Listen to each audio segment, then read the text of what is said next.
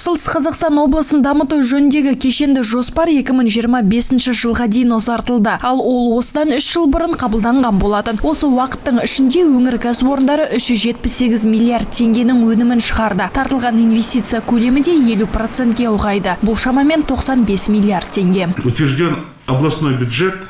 2021 жылға арналған бюджет өткен жылмен салыстырғанда 26%-ке өсті. Білім беру, әлеуметтік қорғау, спорт және мәдениет салаларына басымдық бердік. Сондай-ақ бюджеттің 50% әлеуметтік салаға да жіберіп, бағдарланған бюджет бағытын сақтап қалдық. Жыл өткен сайын ауыл шаруашылығы саласы дамып келеді. Былтыр өңір диқаншылары егіс алқаптарына 135 мың тонна минералды тыңайтқыш сеуіпті. Бұл ел бойынша ең жоғарғы көрсеткіш. Ал биыл бұл көрсеткішті 160 мыңға жеткізу міндеті тұр. Жақсы өнім алу үшін заманауи жабдықтарға да аса көңіл бөлу керек. Өткен жылы 2000-нан астам бірлік техника сатып алынған екен. Айта кетейік, 2021 жылы облыста тағы бірқатар жаңа кәсіпорын іске қосылады. В текущем году будет запущен комбикормовый завод. Биыл жылына 100 мың тонна құрама жем шығаратын зауыт іске қосылады. Сондай-ақ ауыл шаруашылығы саласында 10 сүт тауарлы фермасы салынады. Осылайша оның санын 16-ға жеткіземіз. Соның арқасында 400 адам жұмыспен қамтылады. Уәлиханов және Ақжар аудандарында 13 мың басқа арналған 2 мал бордақылау алаңының құрылысы жалғасын табады. Бройлер құс фабрикасын тұрғызу және шошқа кешенін 50-ден 10 мың басқа дейін кеңейту жоспарланып отыр. Солтүстік Қазақстан облысында бизнес саласы қанатын кеңге жайып келеді. Әр жыл сайын отандық және шетелдік кәсіпкерлер тартылуда. Былтыр инвестиция көлемі 20%-ке артып 281 миллиард теңгені құрады. Бүгінгі күні өңірде 900 миллиардтан асатын 53 инвестициялық жоба жүзеге асырылып жатыр. Сондай-ақ биыл қағаз өнімін шығаратын зауытты іске қосу, жиһаз плиталарын жасауды бастау және көкөніс өсіруге арналған жылыжай кешенін ашу жоспарда бар. Хочу здесь еще раз обратиться к нашим инвесторам. Облысқа келген инвесторлардың бизнесін дамыту үшін барлық қажетті қолайлы жағдайларда жасайтын боламыз. Сондықтан еш қорықпай бізге келіңіздер. Бюджетте пайыздық мөлшерлемені субсидиялауға және инфрақұрылымды дамытуға қаражат көзделген. Ол жағынан мен кепілдік бере аламын. Былтыр автожолдарды жөндеуге шамамен 6 миллиард теңге бөлініп, 74 ауылдың жолы жаңартылды. Биыл тағы 160 елді мекенде көлік қатынасы жақсарады. Сондай-ақ өткен жылы 3 мыңға жуық үй орталықтандырылған су жүйесіне қосылыпты. Жаңа жылда бұл мақсатқа облыстық бюджеттен 11 миллиард теңге бөлінген. В прошлые годы мы провели работу по восстановлению разводящих сетей в селах. Былтыр ауылдарда су тарату желілерін жөндедік. Биыл топтық су құбырларын қайта қалпына келтіріп, халықты сапалы ауыз сумен қамтамасыз етеміз. Сондықтан осы және басқа да жұмыстарға бюджеттен 6 миллиардқа жуық қаражат бөлінді. Осы жылы ауылдық жерлердегі үйлерде орталықтандырылған су жүйесіне қосуды жалғастырамыз. Жаңа жылда осы мүмкіндікті 3 мыңнан астам үй пайдаланады. 2020 жылы Құмар Ақсақалов құрылысшылар алдына 3 мың шаршы метр тұрғын үйді пайдалануға беру міндетін қойған болатын. Олар оны жоспардан асыра орындап 306 мың шаршы метр немесе 3300 пәтерді салып шығыпты. Нәтижесінде 12 мың жерлесіміз қоныс тойын тойлады. В 2021 году на строительство жилья из бюджета 2021 жылы тұрғын үй құрылысына бюджеттен 15,6 миллиард теңге бөлдік. 340 мың шаршы метр тұрғын үй немесе шамамен 3700 пәтер салуды жоспарлап отырмыз. Бұл 2018 жылдың көрсеткішінен 1,8 есеге артық. Биыл білім саласына 96 миллиард теңге бөлінді. Облыстың білім беру мекемелерінде күрделі жөндеу жұмыстары жалғасып, жаңа жабдықтар сатып алынады. Сондай-ақ 2 мектептің құрылысы басталады. Денсаулық сақтау саласында назардан тыс қалмайды. Николай Погодин атындағы Орыс драма театры соңғы рет күрделі жөндеуді 2000 жылдардың басында көрген. Биыл өнер ошағының қасбеті, кіреберісі, көрермен залы мен екінші қабаты танымастай өзгерді. Театрдың жаңа дизайнын алматылық дизайнер Болат Әсербеков әзірлепті. Оттолкнулись от традиционной русского промысла, это гжель. Өткен жылы мәдениет саласының нысандарын жаңарту үшін бюджетті 40%-ке арттырдық. Осының арқасында облыс бойынша 32 нысан күрделі жөнделді. Биылғы жылы бұл жұмысты жалғастырамыз. Тағы 8 нысан қайта қалпына келтіріледі. Жаңарған театрда жарық беру дизайны өзгеріп, жылыту радиаторларының орнын ауыстырудың арқасында холл аумағы кеңейтілді. Ғимараттың қасбеті түбегейлі өзгеріп, көрермен залы толығымен жаңартылды. Жалпы күрделі жөндеуге 212 миллион теңге және ағымдағы жөндеуге тағы 31 миллион теңге бөлінген. В прошлом году увеличили финансирование. Дизайнда орыс халқының қолөнерінің дәстүрлі керамика жасау әдісі гжель элементтерін қостық. Енді бұрынғы киім жай әдемі композиция оппозициялық элементке айналды. Біз ескі ғимараттан заманауи үлгідегі ғимаратты етуді мақсат еттік. Жоспарымыз орындалды. Жаңырған театр жарық, кең болады. Я хочу поблагодарить. Сізге алғысым шексіз. Өнер саласының ардагері. Өңір тұрғыны ретінде өнер саласына көңіл бөлініп жатқанын көріп отырмыз. Жаңа ғимаратқа келген сияқтымын. Әдемі, жарық. Осында қойылым тамашалауға келген жұртшылық риза болатынына сенімдімін. Театр қолданысқа берілгенмен карантин шараларына байланысты көрсетілімдер әзірге жоспарланбайды. Былтырғы жыл және қазіргі кезде коронавирусқа байланысты карантинге орай театр көрермендерге жұмыс жасамайды.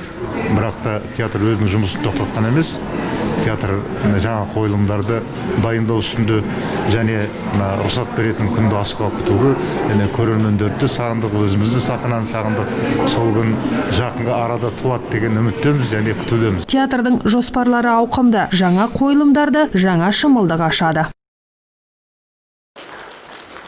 Солтүстік Қазақстан облыстық мәслихатына Нұр Отан партиясынан 24 үміткер, ауыл партиясынан 3, Ақжол партиясының 3 өкілі депутат болып сайланды. Жаңа құрам айтарлықтай өзгерген. Онда әйелдер мен жастар да көп. Таныстырылым барысында жаңа депутаттарға куәліктер мен төс белгілер табысталды. Облыстық мәслихаттың хатшысы болып Владимир Бубенко қайта сайланды. Сондай-ақ 2021 жылдың 1-ші сессиясына тұрақты комиссиялар құрылып, олардың төрағалары да анықталды. Өңір басшысы Құмар Ақсақалов жаңа депутаттық құрамға облыстың әлеуметтік экономикалық даму жоспарларын іске асыруда жемісті жұмыс тіледі. Сессияда облыс аумағын дамыту жобасы мен алдағы жылдарға арналған жоспарлар талқыланды.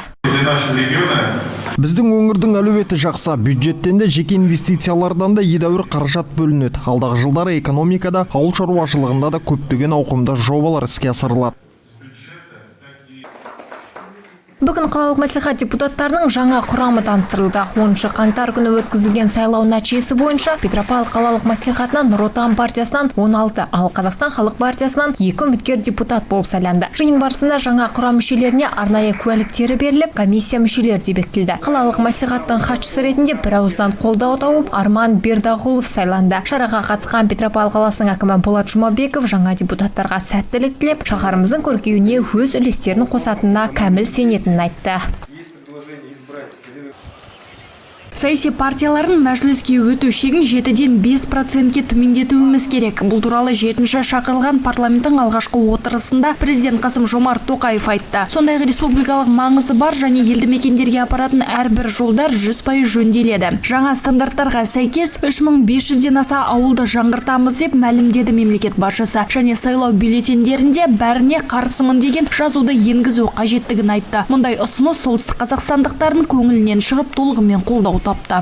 Халықтың құқықтық сауаттылығын арттыру мақсатында кез келген халықтың белгілі бір қалауымен санасу керек екендігін атап өте келе, ол кісі мынандай ұсыныс білдірді. Яғни, егер де сол партиялардың арасында сіздің көңіліңізден шығатын, сіздің арман мақсатыңызды, қалауыңды жүзеге асыратын партияны таңдауды көрмесеңіз, онда барлығына қарсымын деген бағанды енгізу керектігі жайында айтты.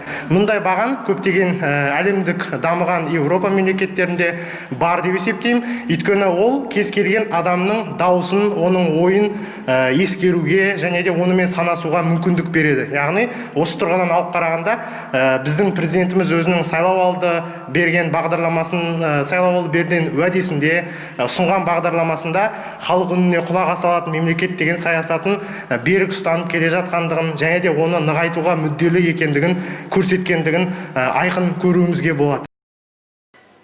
Петропавлда тұрақтандыру қорына бірінші кезектегі тауарларға ұн, күнбағыс майы, нан және басқа да 19 түрлі азық-түлік кіреді. Оның бағалары басқа өнімдерге қарағанда арзан. Ал оның көтерілмеуін Қызылжар адалдық алаңы жобалық кеңсесі мен бірінші жемқорлыққа қарсы медиа орталығының өкілдері мен қоғам белсенділері қадағалайды. Бүгінгі күнде бұл салада ешқандай нарушение жоқ деуге болады.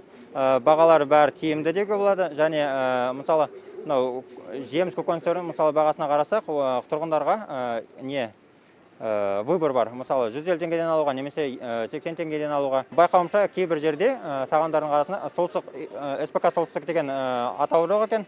Сондықтан біз осындай ұсыныс жасадық. Бұл мәселені шешу үшін олар осы мәселені қазір шешеміз деді. Бүгінде тұрақтандыру қорындағы бірінші сұрыптағы ұн 248 теңге, қант 215, ал жұмыртқа 300 теңге болып бекітілген. Күнбағыс майының құны 450 теңгеден саудалануда. Алайда шаһар тұрғындары азық-түлік тауарларының бағасы айтарлықтай шарықтағанын айтып отыр.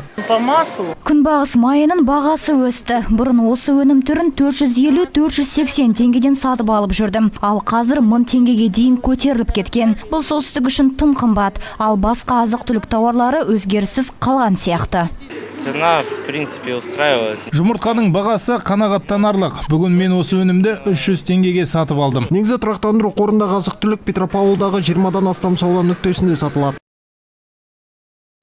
Бұрын облыс тұрғындары бас миына ота жасату үшін Нұр-Сұлтан қаласының дәрігерлеріне жүгінетін және операциядан соң көп уақыт бойы қайта оңалту шараларын өтуге тура келетін дейді мамандар. Енді егер науқас инсультке шалдығып, миындағы қан айналымы бұзылған болса, оны өңір дәрігерлері бір-ақ күнде аяққа тұрғыза алады. Ота барысында емделушінің тек жамбас аймағы тесіліп, заманауи ангиограф құралы арқылы қан айналымына кедергі жасап тұрған тромбтар алынып тасталады. Өте жеңіл әрі қауіпсіз өтетін операция. Ота барысында науқасқа наркоз қойылмайды және емделуші 3-ші күні үйіне шығарылады. Раньше, до того, как мы внедрили эти операции, Бұл ота жасалмас бұрын науқастарға тек консервативті терапия жасалатын. Инфаркт, инсульт алған адамдар өте ұзақ уақыт оңалту орталығында жатып, кейіннен сал ауруымен үйіне шығарылатын. Ал қазір заманауи құрылғылардың арқасында науқастардың қан айналымы толықтай қалпына келіп, ешқандай сал ауруларынан зардап шекпейтін болады. Ауру адам таңдамайды. Бас миының ауруымен тек үлкен кісілер ғана емес, жастар да ауырады. Яғни бұл отаға зәру науқастар өте көп. Облыстық кардиология орталығында жаңашылдық көп. Ауруханада өткен жылдан бастап жатыр артериялары мен жатыр миомасын эмболизациялау отасы жасала бастады. Жаңа емдеу әдісінің артықшылығы мен ерекшелігі жатыр миомасына шалдыққан әйелдерге пышақсыз әрі жатырын сақтап қалатын операция жасалады. Бірегей ота белсіздік пен әйел ауруларының алдын алуға көп септігін тигізеді. проводились при большие разрезы. Бұрын жатырға ота жасағанда адам денесін үлкен етіп кесетінбіз және кейбір кездері науқастың органдарын да алып тастайтынбыз. Ал енді құрылғы мен қажетті артерияларын тауып аламыз. Сөйтіп миоманы қоректендіріп тұрған жерге қан келуі тоқтайды да миома өсудің орнына керісінше кішірейе бастайды. Облыс мамандары өткен жылы мамыр айында бұл бірегей оталарды жасап бастаған. Алайда коронавирус індеті күшейе бастағаннан соң операция жүргізу қыркүйек айына дейін тоқтатылды. Қазіргі уақытта ақ халаттылар аталмыш оталардың 30-ға жуығын жасап, жақсы нәтижеге жетті. Айта кетейік, аталмыш операция солтүстік аймақта тек Петропавл қаласында міндетті әлеуметтік медициналық сақтандыру жүйесі бойынша тегін жасалады. Өңірімізде COVID-19 індетін жұқтырушылар саны 9350-ге жетті. Олардың 21-інің қазіргі уақытта жағдайы ауыр екен. Ал 8 науқас болса өкпені жасанды желдету аппаратына қосылған. Жалпы облыстағы инфекциялық бөлімшелер 44%-ға толы. Осы індеттің алдын алу үшін қазіргі уақытта өңірде вакцина егуге дайындық жұмыстар жүргізілуде. Поступление 80 тысяч доз вакцины. Облысқа коронавирусқа қарсы 80 мыңнан астам вакцина әкелінбек. Бірінші кезекте дәрігерлер мен мұғалімдерге есепте тұрған науқастар мен медициналық әлеуметтік мекеме қызметкерлері, мониторингтік топ мүшелері мен студенттерге екпе қойылатын болады. Қазір дайындық жұмыстары жүргізілуде. Жалпы облыста індетпен ауырып жатқан науқастардың 17% профилактикалық тексеру кезінде анықталса, 60% дәрігерлер көмегіне жүгінген, ал 23% болса науқастармен байланыста болған адамдар. Жалпы санитариялық бақылау департаменті мамандарының сөзінше, облыста жағдай бір қалыпты. Қазіргі уақытта карантинге жабылған елді мекендерде білім орталары да жоқ. Және дүйсенбіден бастап кезекші сыныптарда оқитын балалар үшін асханалар жұмысын бастамақ. Лица, которые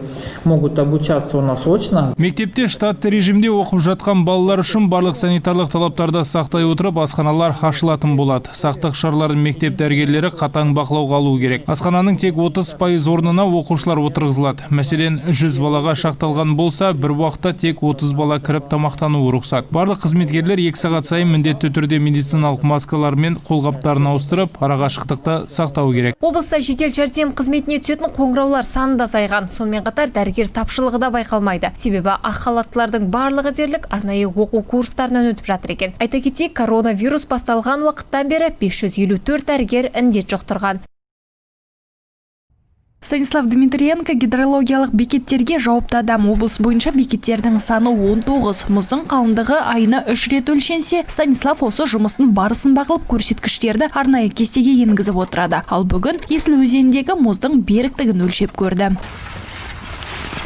В данном участке толщина льда составляет 25 сантиметров. Мұздың қалыңдығы 25 сантиметр. Өзен бетінегі тағы шойық жасап, мұздың орташа қалыңдығын білеміз. 10 қаңтар, яғни соңғы өлшемдерге сәйкес облыс бойынша Есіл ауданындағы гидрологиялық бекетте мұздың қалыңдығы 70 сантиметр болса, Ғабит Мүсірепов ауданында небәрі 14 сантиметр екен. Мұз өлшеу жұмыстары көктемгі су тасқыны мезгіліне қажетті болжам жасауға мүмкіндік беретін көрінеді. Деректер мен ақпараттар сараптамадан өткізіліп, болжам шығарылады. Сөйтіп, бұл мәліметтер дер кезінде алдын алу шараларын жүргізу үшін төтенше жағдайлар қызметі мен жергілікті билік өкілдеріне жолданады. Толщина льда по области составляет от 20 до 60 сантиметров. Облыс бойынша орташа мұздың қалыңдығы 20-60 сантиметр. Өткен жылмен салыстыратын болсақ, 2 есеге көп. Әлі де аязды күндер күтіп тұрғандығын ескерсек, бұл көрсеткіш ұлғаяды деп болжам жасап отырмыз. Бұл бекеттерде мұздың қалыңдығын ғана өлшеп қоймай, ауа температурасын, жауын-шашын мөлшері, қар түсу сияқты метеобақылаулар жүргізіледі. Мәселен, Рузаевкадағы метеостанцияда биыл жер 118 сантиметрге дейін қатқан анықталды. Былтыр бұл көрсеткіш 40 сантиметрді құраған.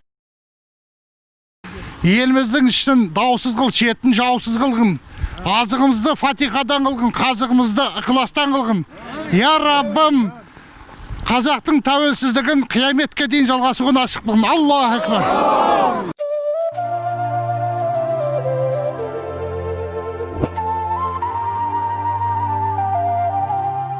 Менің туым, менің отаным челлендж жаз уақыттың ішінде үлкен қолдауға ие болды. Қазіргі таңда өңірдегі барлық аудан, ауыл азаматтары атқа қонып көк байрақты көтеруде. Ысқақ Ибраев ауылында ұйымдастырылған шараға 30-дан астам салтатты адам, көлік мінген 100-ден астам адам қатысты.